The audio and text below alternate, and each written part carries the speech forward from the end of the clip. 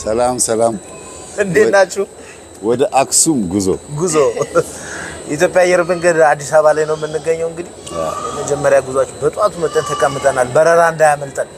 ለ5 ሰዓት በረራ 1 ሰዓት ነው ኤርፖርት የገባነው። ዛሬ አርብ ነው በ19 ማለት ነው። 4 ቀን ነው አክሱም እንቆየው። ማክሰኞ ነው የምንመለሰው። ተቀመጠን እንግዲህ 2 ሰዓት 3 ሰዓት ሆኖናል። አየር ገና ነው ይሆነን አይደለም ፕሌን ይመጣል ብለን እየጠበቅን ነው እንግዲህ እስካሁን። ለማንኛውም እናታችን እመቤታችን ቅድስት ድንግል ማርያም ማፍቀር በዓሏ ህዳር 21 አክሱም ጽዮን ማርያም ለናከብር እየሄድን ነው። ሁላችሁም እንኳን አደረሳችሁ። እንኳን ለእመቤታችን ቅድስት ድንግል ማርያም የንግስ ቀን አደረሳችሁ። መልካም ጉዞ። ሰላም የእግዚአብሔር ቤተሰቦች፣ እንግዲህ ወደ አክሱም ለመጓዝ ኤርፖርት ገብተናል። ዋናው ትልቁ ጉዳይ አክሱም ጽዮን ማርያምን መሳለሙ ብቻ ሳይሆን እዛ ያለውን ታሪክ ባህሉን በተወሰነ መልኩ ለመቅረጽ ነው የሚሄደው። ምንም እንኳን በዓሉን ለማክበር የመጀመሪያ ቢሆንም ለአክሱም ሀገር ግን አዲስ አይደለም እና ሁላችንም መልካም ቆይታ እንደሚኖረን ተስፋ አደርጋለሁ። እግዚአብሔር ሁላችንም የሰላም የፍቅር በዓል ያርግልን። በተለይ እመቤታችን ቅድስት ድንግል ማርያም የማፍቅር ቀኑን የምናከብረው በጣም ጥሩ በሆነ መንገድ እንደሆነ ተስፋ አደርጋለሁ። ምክንያቱም ጾም ውስጥ ነው የዋለው። ነገሮች በጣም ብዙ ነገሮች ብርድ ይላሉ። ፍስክ በሚሆንበት ሰዓት የሚከበር በዓልና ጾም ውስጥ ሲሆን ይለያያልና እግዚአብሔር አምላክ እንኳንም ጾም ውስጥ ያደረገልን ስሙ የተመሰገነ ይሁን።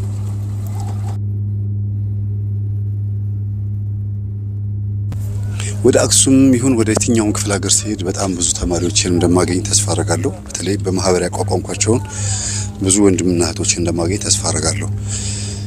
የበለጠ ደግሞ በጸሎት የበረቱና ቅዱስ ቁርባን የተቀበሉ በመሆናቸው በጣም ነው ደስ የሚለኝ። አሁን ከአዲስ አበባ አውሮፕላኑ ተነስቷል። በረራችንን ጀምረናል። እንግዲህ አየር ላይ ለ40 ደቂቃ ያክል ከቆየን በኋላ አክሱም ይኸው ገባን።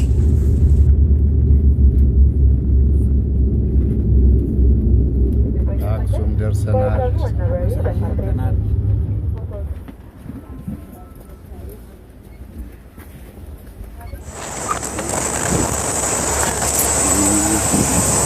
እግዚአብሔር ስሙ የተመሰገነ ነው። በሰላም አርፈናል። ነኝ እንጂ አንቺ ምንድነው አልደረስሽም? የአክሱምን መሬት መርገጥ ብዙ ሰው ይፈልጋል።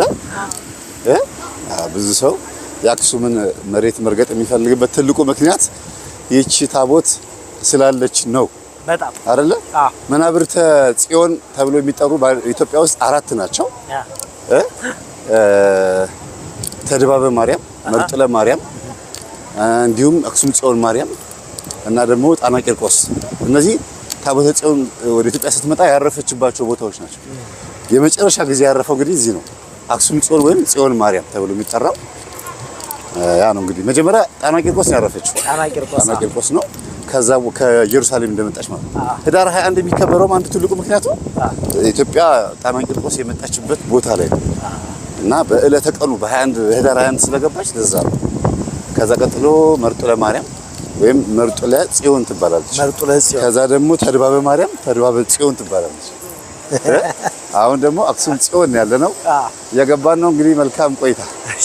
እማሆይ ወለተ ኢየሱስን አክሱም ጽዮን ኤርፖርት እንግዲህ ተገናኝተናል። ገና ስንሳፈር ነው ያየናቸው። እንደሚሄዱ አላወቅም ነበረ። እንግዲህ በጸሎት ያስቡናል። ታውቋቸዋላችሁ። በዶርቃ ሚዲያ ላይ ኢንተርቪው ተደርገው ነበረ። በትምህርታችን ጥሩ ደረጃ ላይ የደረሱ እናት ናቸው። ይሄ ደግሞ ለኛ ትልቅ እርካታ ነው። መነኮሳትም ካህናትም አባቶች ይሄን ትምህርት ሲያዳምጡት መስማት ለኛ ትልቅ እርካታ ነው።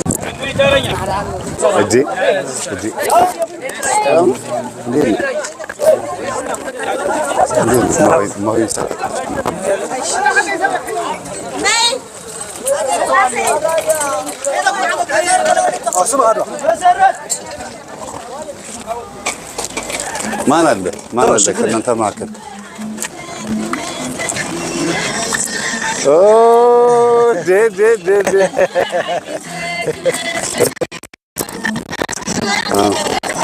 በስ ለኔ ነው።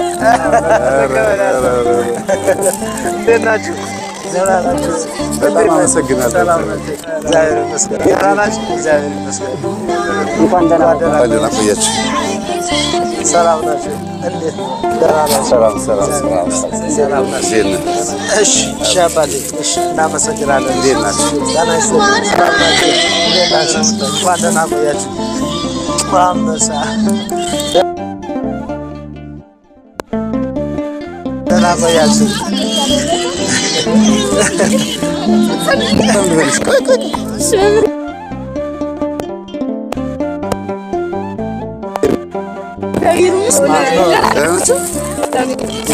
ሰላማችሁ ከእኛ ጋር ናችሁ? እንዴት ናችሁ? ችግር የለም።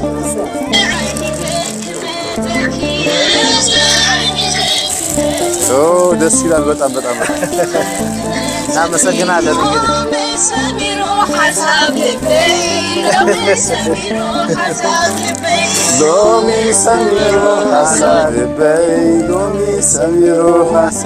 እናመሰግናለን። እግዚአብሔር ያክብርልን። አቡሽ መንሽምካ ሚካኤል ምን አዲሽ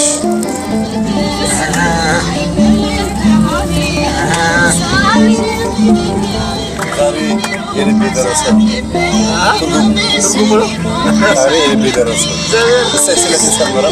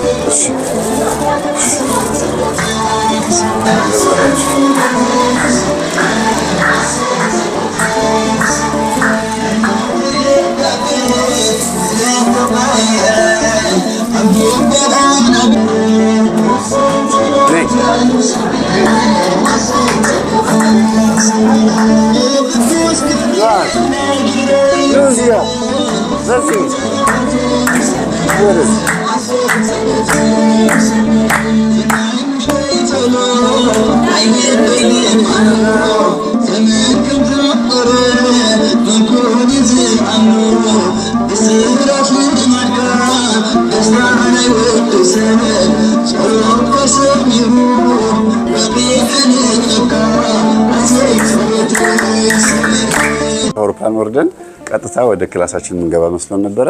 ወንድሞቻችን ትምህርታችንን የሚያዳምጡ አክሱም ድረስ ያሉት ወንድሞቻችን እህቶቻችን፣ በተለይም ደግሞ ይብራንም ወንድሞቻችንን በዚህ ልክ አስተባብራ እንግዲህ ተቀብላናለች። አይገባንም፣ ግን እናመሰግናለን። እግዚአብሔር ያክብርልን። እማሆይም ከኛ ጋር ተገኝተዋል። ወንድማችን ሰለሞን ተርቢኖስ፣ ልጄ ሰላምዬ፣ አጠቃላይ አክሱም ውስጥ ባላችሁት መንፈሳውያን ወንድምናቶቻችን በጣም እናመሰግናለን። እግዚአብሔር ያክብርልን። ትምህርቱ የት ድረስ እንደተስፋፋ በዚሁም እያየን ያለ ነው። ደስ ይላል። እግዚአብሔር ይስጥልን። አቡነ ዘበሰማያት እንበላለን። ዲያቆን አለ እዚህ ውስጥ ዲያቆን አለ። እሺ፣ አቡነ ዘበሰማያት ይትቀደስ ስምከ። እናመሰግናለን። እግዚአብሔር ያክብርልን። እሺ፣ እሺ፣ እሺ፣ እሺ። በስላሴ ስም እግዚአብሔር ይመስገን ለዚህ ላደረሰን እመቤቴ ቅድስት ድንግል ማርያም እናታችን አክሱም ጽዮን የሚሳናት ነገር የለም። የሁላችንም ጸሎት ነበረ እዚህ መምህራችን እንዲመጣ ማለት ነው። የአክሱም ጽዮን ምድር እንዲረግጣት፣ በዛ ላይ ደግሞ ድርብ እጥፍ ነው የሆነብን። ያው እኛ መምህር ብቻ ነበረ የምንጠብቀው የነበር ነው እና በጣም የምንወደው የምናከብረው ሰለሞን ተርቢኖስ ሚዲያም አብሮ መጥተዋል። በጣም የምንወዳት የምናከብራት እህታችን ሰላምም የመምህርዬ ልጅ ማለት ነው አብረው መጥተዋልና በጣም ደስ ብሎኛል። እግዚአብሔር ይመስገን። ደስታችን ወደር የለውም። እንናፍቃለን። በጣም ነው የምንናፍቀው። ትምህርት ብቻ ሳይሆን በአካል በተግባር ተገኝተው ማለት ነው እኛ ጋር እነሱም ልክ አዲስ አበባ እንደሚደረገው ጉባኤ እኛ ጋር እዚህ ሆነንም ጉባኤ እንዲደረግልን በዛ ላይ ደግሞ በጉባኤው እንድንሳተፍ ከዛ እኛ ነቅተን ከቤት ነቅተን ተምረን ስናይ ልክ እንደ ሰው ቤተሰቦቻችን ያለነው ጎረቤቱም ሆነ ሌላ ሁሉ ነገር እንዲነቃ ያ ፕሮግራሙ እንዲደረግ በጣም እንፈልጋለን እና እግዚአብሔር ይመስገን። የምር እኔ በራሴ ማለት ነው በቲክቶክ የለቀቅኩት አለ አንድ ቀን የአባታችን መልአከ መንክራት መምህር ግርማ ወንድሙ ቀሲስ ሄኖክ ወልደማርያም ቀሲስ ሄኖክ ተፈሪ ቀሲስ ኃይለ መለኮት ግርማ እና መምህርዬ ደግሞ በጣም ወደው ለነዚህ እንዳውቅና የነሱ ማስተምሮ እንድከተል ማለት ነው ያደረገኝ የኪዳነ ምህረት ስጦታዬ ለኔ ልዩ ነው እና እንደማንኛውም ሰው በሚዲያ አይደለም ያገኘሁት ኪዳነ ምህረት በተአምሯ ነው የሰጠችኝና መምህርዬና መምህር ተስፋዬ ወደ ትግራይ ክልል እንዲመጡ የትግራይ ክልል ምድርን እንዲረግጡ ብዬ ህልሜ ነው ፍላጎቴም ትምኒቴ ነው ደግሞ እግዚአብሔር አንድ ቀን ያደርገዋል ብዬ በቲክቶክ የለቀኩታልና እግዚአብሔር ይመስገን የምር የውስጤ ማይቶ ለሰው የምናገረው ሁሉ ነገር ሐሳቤን እንትን አይቶ እግዚአብሔር ለዚህ ቀን ስላደረሰኝ በጣም አመሰግናለሁ ምክንያቱም ህልሜ ተሳክቷል እና በጣም ደስ ብሎኛል መምህርዬ ስለመጣ በጣም ነው የምንወድክ በጣም ነው የምናከብርክ በቃ ለኛ ልዩ ነክ ምክንያቱም ጎናችን እናቀዋለን ህይወታችን ውስጣችን እናቀዋለን ከስንት ያው ሞት ድረስ የሚያደርሰን ሰው በስጋ ብቻ አይደለም የሚሞተው በነፍስ ነው የሚሞተው እና እኛ በነፍስ ነው የሞትነውና ከነፍስ ሞት አድነክ ለማያልቀው የዘላለማዊ ህይወታችን መታወቂያችን መታተማችን ለሆነ ለቅዱስ ቁርባን ስላበቃህን እኛ ነቅተን ደግሞ ቤተሰቦቻችን ወላጆቻችን እህት ወንድሞቻችን ሁሉን እንድናነቃ ምክንያት ስለሆንከን በጣም እናመሰግናለን እና የሁላችንም ደስታ ነው አድርሽልኝ ስለተባልኩ ነው ከውጭ የሚያሉ እዚህም ያሉ ያልመጡ በተለያየ ምክንያት አሉና በጣም እንወድሃለን መምህራችን ስለመጣ በጣም ደስ ብሎናል በጣም የሁሉ ጊዜ ፍላጎታችን ህልማችን ነበረ ስለረገጥክልን አክሱም ጽዮንን እናመሰግናሃለንና እንኳን ደህና መጣ በልልኝ ተብያለሁ ሲመጣና እንኳን ደህና መጣችሁ እናመሰግናለን እንግዲህ እኔ እዚህ እንድመጣ ያደረገችው እመቤታችን ቅድስት ድንግል ማርያም ማፍቀር እመቤታችን ድንግል ማርያም ናት ግን ምንድነው የሚያገናኘን ነገር አለ የእግዚአብሔር ቃል ያገናኘናል ያለብን ችግር ያገናኘናል ንቃታችን ያገናኘናል የነቃንበት መንቃት ከዛ አልፎ ተርፎ ደግሞ ሀገር ያገናኘናል ስለዚህ ምናልባት ድንበር ተራርቆ ረጅም ጉዞ ተጉዘን መተን ከስንት አንዴ ብንማማርም በኔትወርክ ግን አንድ ነን በዋይፋይ በኢንተርኔት በሶሻል ሚዲያ ግን አንድ ነን ስጋችን የተራራቀው እንጂ መንፈሳችን አንድ ነው ስለዚህ የተራራቀው ስጋችን የተገናኘው እንጂ ምንም የተፈጠረ ነገር የለም በጣም ነው ማመሰግናችሁ ሁሉንም እኔ እዚህ እንድመጣ መልአከ መንክራት መምህር ግርማ ወንድሙና ልጆቻቸው በአጠቃላይ ከስራ ያሉት በሙሉ ቀሳውስቱም እንዲመጡ የተመኙ እህትና ወንድሞቻቸው ምኞታቸው ይስመርላቸው በትግራይ ክልል መተው አባታችን ያለውንም ችግር እንዲያስወግዱ ፈውስም ከሆነ ወንጌልም ከሆነ ሰላም ወርዶ እርቅ ወርዶ ሁሉ ነገር ወርዶ እንደፈለግን ምንመላለስበት ጊዜ ያርግልን አሜን በጣም አመሰግናለሁ እግዚአብሔር ያክብርልኝ በጣም ብቻ እንኳን በሰላም መጣችሁ እንኳን በሰላም መጣችሁ አሁ ካዝል ንርከው አክሱም ጽዮን እናለለና የተፈልጠው መምህርና ሐውና መምህር ተሳያራ እሱና መምህር ግርማ ወንድሙ ተማሃሩ ኮይኑ መምህር ግርማ ትምህርት ንኸይጠፍ ምክንያት ለኾነና ሐውና ወጣት ተከልና እግዚአብሔር ሓደ መምህርና መምህር ተስፋዬ ብቻ መሰሎሚን ተርዊነስ ምድያ ኮይኑ ወጽኦም አክሱም አትየምለው ጣዕም ደስ ይልና እና ብዙሕ ዓመት ምኘትና ይነሩ احنا ናብ መንፈሳዊ ህይወት ንኽንቀርብ ምክንያት ለኾኑና መምህር ግርማ ወንድሙ ናቶም ምትክል ንብሎ መምህር ተስፋዬ ሐውናለ በገጠመኝ ብልተፋላይ ነገራት ብዙሕ ሰብና መረለሎ ያው ቅዱስ ቁርባን ናውቃለለ ካብ ኻሊ ሃይማኖትና መረሰል ርከብ ከዛ አክሱም ጽዮን ተረኺቦም ለአና ሰላም ምሳሓዋትና ምስተኽክለኛ ቤተሰብና ተኽክለኛ ሓደ ዓይነት መንፈሳዊነትና ሪሌሽንና ሓደ ለኾነ ምሳሓውና መምህር ተስፋዬ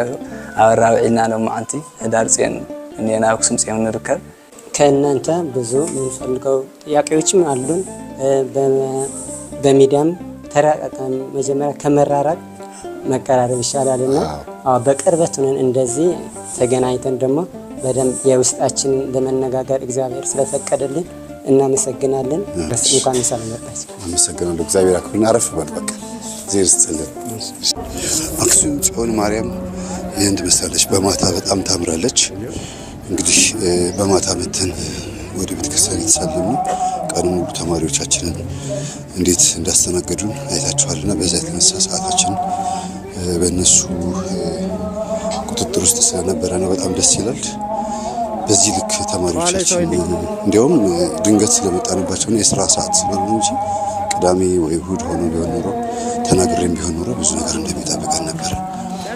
ለማንኛውም በጣም እናመሰግናለን። እግዚአብሔር ያክብርልን።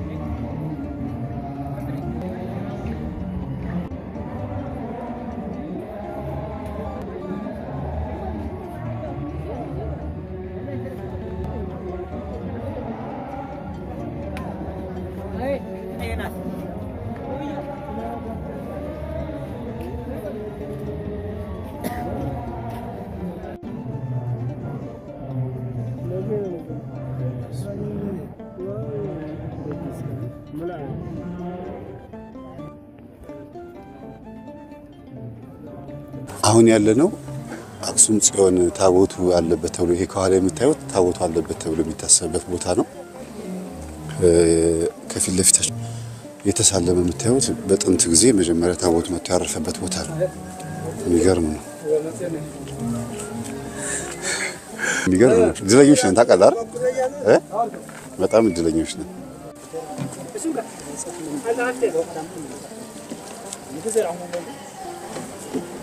ጸበል አገኘህ? በማታ ከጽዮን ማርያም ታቦቱ ካለበት ቦታ አስቡት። እድለኛ ነው። ጸበል የእናታችን የቤታችን እንደመጣው ነው። ነገ ጠዋት በጠዋት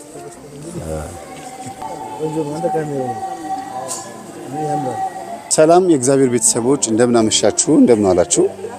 አሁን ያለነው በአክሱም ጽዮን ማርያም ግቢ ውስጥ ነው።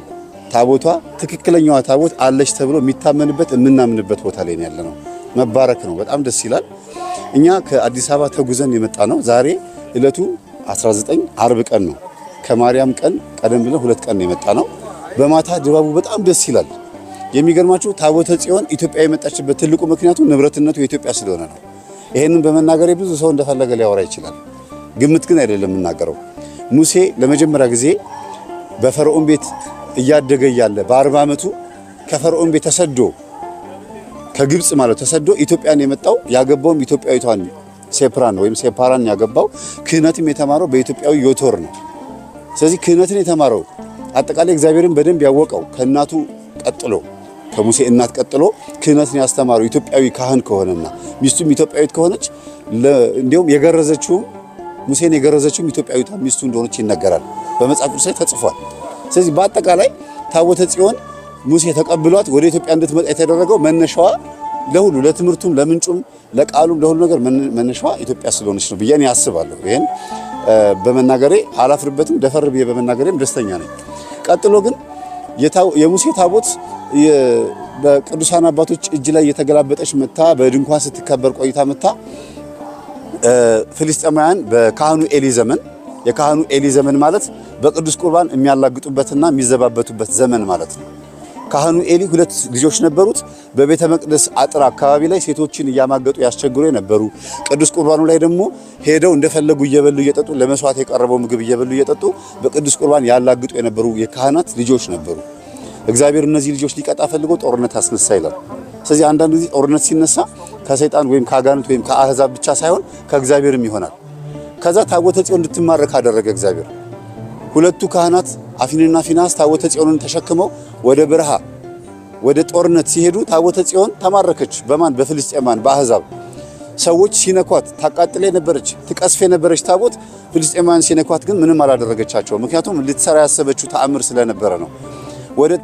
ወደ ጣዖት ቤታቸው ወይም ወደ አማልክቶቻቸው ዳጎን የሚባለውን ጣዖት ያቆሙበት ቦታ ላይ ወስደው ሲያስቀምጧት ታቦተ ጽዮንን እዛ ቦታ ላይ ተአምር ሰራች። ዳጎን የሚባለው ጣዖት ተሰባበረ ነው የሚለው መጽሐፍ ቅዱስ ሲናገር። ስለዚህ አንዳንድ ጊዜ እግዚአብሔር ተአምር መስራት ስለሚፈልግ ጸጥ ይልና የሆነ ሰዓት ላይ ተአምሩን ያደርጋል። ስትማረክ ዝም የሚለው ቤተክርስቲያን ስትደፈር ዝም የሚለው ለዚህ ነው ማለት ነው። እግዚአብሔር አንዳንዴ ለምን ዝም አልክ ብለን እንጮሃለን፣ ግን ጊዜና ሰዓት ስላለው ነው። ሁሉም ወደ የቤታቸው ሲገቡ የጣዖት ቤታቸውን ዘግተው ቆልፈው ወደ ቤታቸው ሲገቡ የእግዚአብሔር ታቦት በዚህ የአጋንንት ጣዖታቸው በዛ በኩል ፊት ለፊት ተፋጠጡ ይላል። የዛን ሰዓት ሌሊት 6 ሰዓት ላይ ታቦቷ ሰባበረችው ይላል። ከዛ ህዝቡ በጣም ደንግጦ በከተማዋ ላይ ከባድ እባጭ የሚባል በሽታ መጥቶባቸው እንዲሁም ደግሞ የአይጥ መንጋ መጥቶባቸው ፍልስጤማውያን ታቦቷን መመለስ አለብን፣ ይችን ታቦት ማለት ነው መመለስ አለብን ብለው ተሰበሰቡ። ምን እናርግ ሲሉ ቁስል ካመጣችብን የአይጥ መንጋ ከመጣብን ያለን አማራጭ ምንድነው? ታቦቷን መመለስ ነው። ግን ታቦቷ ላትፈልግ ትችላለች። ምን እናርጋሉ? የዚህ ሰዓት ምን አሉ?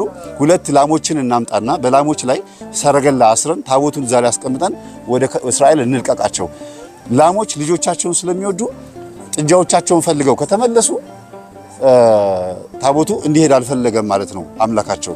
ከሄዱ ግን አምላካቸው መርቷቸዋል ማለት ነው ብለው በዚያ ቀዱ። እግዚአብሔር በዚያ ሐሳባቸው ውስጥ ላሞቹ እየፈነጠዙ ያንቧረቁ ያንን ታቦት ተሸክመው ገቡ። አሚናዳብ የሚባል ሰው ሊያውም ኢያሱ የሚባል እርሻ ቦታ ላይ ማለት የኢያሱ እርሻ ቦታ ላይ ላሞቹ እዛ ሲደርሱ ቆሙ። አሚናዳብ የሚባል ሰው ታቦቷን ተቀብሎ 20 ዓመት ታቦቷ እዛ ቤት ተቀመጠች። ከዛ በኋላ ቀጥሎ ደግሞ አቢዳራ የሚባል ሰው ቤት ደግሞ አሚናዳብና አቢዳራ ይለያያል። አቢዳራ የሚባል ሰው ቤት ደግሞ 3 ወር ተቀመጠች ይላል ታቦቷ። ንጉስ ዳዊት መጥቶ እኔ እቺን ታቦት መንካት አይገባኝም ማለት በዛን ሰዓት በጣም ክፉ የሆነ ንጉስ ተነስቶ ስለነበረ 20 ዓመት የተቀመጠችው በአሚናዳብ ቤት ታቦቷን አልፈልግም እንዳታመጡ ብሎ ስለነበረ ነው። አንዳንዴ ታቦት የማይፈልግ ንጉስ ይመጣል፣ አንዳንዴ ደግሞ ታቦቷን አምጡ የሚል ንጉስ ይመጣል። ዳዊት በቤተ መቅደስ እንዲሰራላት አልተፈቀደለትም። ካንተ የሚወለደው ልጅ ነው ለታቦቷ ቤተ መቅደስ የሚሰራው ተብሎ ነበረ። ከዛ 3 ወር ተቀምጣ ዳዊት ካለፈ በኋላ ሰሎሞን ቤተ መቅደስ ሰራላት። ቤተ መቅደሱ ተሰርቶ ያለቀው በ21 ነው፣ በህዳር 21 ቀን ነው ወደ ቤተ መቅደስ የሚገርማችሁ። ከዛስ ሶሎሞን ልጁን ሚኒሊክ የሚባለውን ከሳባ ከወለደ በኋላ ጎርምሶ እንደኛ ጎረምሳ ሆኖ ወደ ሰሎሞን ወደ አባቴ መሄድ እፈልጋለሁ ብሎ እስራኤል ገብቶ አባቱን አይቶ 3 ዓመት ከተቀመጠ በኋላ ሊነግስብን ነው ልጅህ ሰሎሞንን ማን ነው ልጅህ ሚኒሊክን ልታነግስብን ነው ወይ ሲሉት አይ ኢትዮጵያዊ ንጉስ አይነግስባችሁም እሺ ብሎ ሚኒሊክና የበኩር ልጆቻቸው በሙሉ ካህናት ሆነው አዛሪያስ የሚባለው ሊቀ ካህን ተከትሎ አብረው ሄዱና ሌሊት ለሚኒሊክ ምን ይሉታል? ታቦተ ጽዮንን ጥለን መሄድ አንችልም፣ ልባችን እየደነገጠ ነው። ስለዚህ ሌሊት ተመልሰን መተን ታቦተ ጽዮንን ሰርቀን እንሄዳለን። እሺ ብሎ ታቦተ ጽዮንን በሌሊት መተው ሰሎሞን ሳያውቅ ህዝቡ ካህናት ሳያውቁ ታቦተ ጽዮንን ሰርቀው አመጧት። ግን ሰርቀው አመጧት ተባለ እንጂ ወደ ሀገሯ ነው የመጣችው። ለምን? በወቅቱ እስራኤላውያን ጥፋት አጥፍተው ነበረ። አታርጉ የተባሉትን አድርገው ነበርና ኢካቦድ የሚል ስም ተሰጥቷቸው ነበረ። ኢካቦድ ማለት የእግዚአብሔር ክብር ከእግዚአብሔር ህዝብ ላይ ለቀቀ ማለት ነው። አንዱ ክብራቸው ታቦት ነበረ፣ ለቃ መጣች። ጠቢቡ ሰሎሞን በዛ ሌሊት ህልም አይቶ ነበረ። ፀሐይ ወጣ ከእስራኤል ወደ ኢትዮጵያ ስትገባ አይቶ ነበረ። ወይም ጨረቃና ፀሐይ ከእስራኤል ሲወጡ አይቶ ነበረ። ታቦት እንደምትሄድ እግዚአብሔር አሳይቶት ነበረ ማለት ነው። ታቦታ ከወጣች ከ4 ወር በኋላ ነው ጠቢቡ ሰሎሞንና ካህናት እኮ ራሱ ያወቁት። ምን እናርግ ህዝቡ ካወቀ እኔን ከስልጣን ያወርደኛል ምን ይሻለኛል ብሎ ሲል የዚህ ሰዓት ምን አሉ? ያለን አማራጭ ሳጥን እንስራና ለውዝ የአሮን በትርና 5ቱን የኦሪት መጽሐፍቶችን እዛ ሳጥን ውስጥ አድርገን ታቦተ ጽዮን አለች ብለን እንዋሻቸው ህዝቡን ብለው በዚህ ዋሽተዋቸው ስንት መቶ ዓመት ተቀመጡ ማለት ነው። ግን ታቦተ ጽዮን እዚህ ነው ያለችው። ይሄም ህዳር 21 ቀን የሆነው። ቀጥሎ ደግሞ ኢትዮጵያ የገባችው በህዳር 21 ቀን ነው። የሚገርማችሁ አዛሪያስ ታቦቷን ይዞ መጥቶ ኢትዮጵያ የገባው በህዳር 21 ነው። እንደገና ወደ ቤተ መቅደስ ደግሞ ወደዚህ አሁን ወደ ምናያት ይሄ ከኋላችሁ ወዳለው ቤተ መቅደስ አብርሃና አጽብሃ በ330 ዓመተ ምህረት ታቦተ ጽዮን ቤተ መቅደስ ሰርተውላት ያስገቡት በዛን ጊዜ ነው። ክርስትና በአዋጅ ሃይማኖት እንዲሆን የታወጀበትም ተስዓቱ ቅዱሳን ባሉበት ዘመን ማለት ነው። በአዋጅ እንዲሆን የታወጀበትም ህዳር 21 ቀን ነው። ነቢያት ራሳቸው ስለ እመቤታችን በተለይ ትንቢተ ዘካርያስ ምዕራፍ 4 ላይ ያለው የእመቤታችን ምሳሌ ህዳር 21 ቀን ነው ራእዩን ያየው። ከዛ ደግሞ እንደገና ከብዙ ኢትዮጵያ ክልሎች ውስጥ እየተዘዋወረች የነበረችው በተለይ አጼ ዋሻ፣ ወይዘሮ ተራራ እንዲሁም ደግሞ ከዝዋይ በስደት የነበረችው በዮዲት ጉዲት ምክንያት ነው እንግዲህ ተሰደደ የነበረችው ተመልሳ ወደ አክሱም እንድትመጣ የሆነችው በህዳር 21 ቀን ነው ማለት ነው። እና ህዳር 21 ቀን በጣም ብዙ ተአምራት የተፈጸመበት ቦታና ጊዜ ነው ማለት ነው። በጣም ትልቅ ተአምር የተፈጸመበት ጊዜ ነው። ዝም ብለን የምናከብረው አይደለም ማለት ነው። ይሄን ይመስላል። ቃልዎት ያሰማልን መምህራችን።